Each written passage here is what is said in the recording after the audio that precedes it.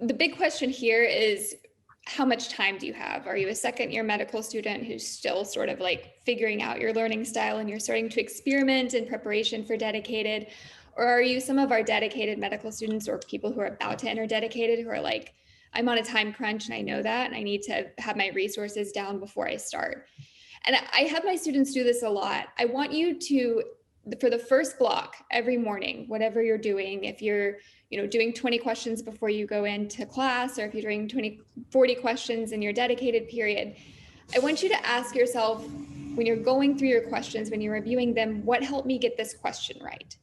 Was it something you remembered from a prior UWorld question? Was it something you remembered from an AMBOSS question or an AMBOSS library explanation? Was it your class lecture? I was pleasantly surprised when I did this to myself, how many class lectures or clinical experiences I brought back home with me. And then Pathoma, boards and beyond, all of these. So what you're gonna do is you're gonna tally these up, and you don't have to be using all of these resources, just your current resources. And what you're gonna find is, let's say you do 20 UWorld questions and 10 of them you remember from Pathoma, even though you don't really like Dr. Sitar's voice that much. Well, as your tutor, I would tell you, you should still keep watching Pathoma because it's clearly working. And I think that's something that helps students a lot, is actually seeing these numbers and saying like, wow, yeah, I like Dr. Ryan's voice in Boards and Beyond a lot more, but it looks like Pathoma is actually hitting my brain a lot harder. And then depending on where you are, if you're someone who's a few weeks away from dedicated, you can do this every week and shuffle things around. So add in a new resource once a week. You only want to add or remove a resource one at a time, so you know what made the difference. You don't want to have, UWorld, AMBOSS, and Pathoma going, and then the next week switch all the way over to RX, Boards and Beyond, and Sketchy, right?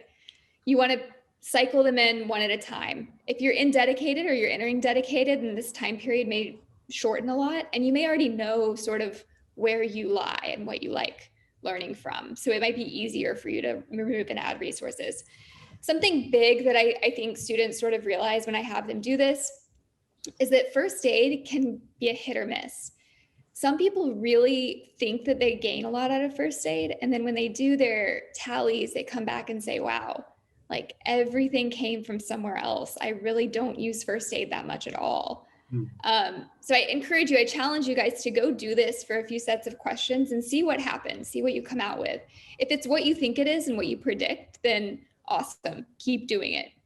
If it's something new, or you want to try something new and see how that changes them, then I encourage that.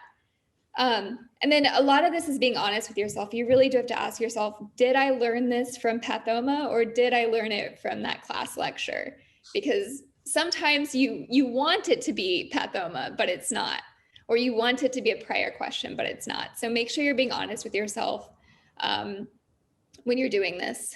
And I find this is just a really helpful resource overall, or exercise.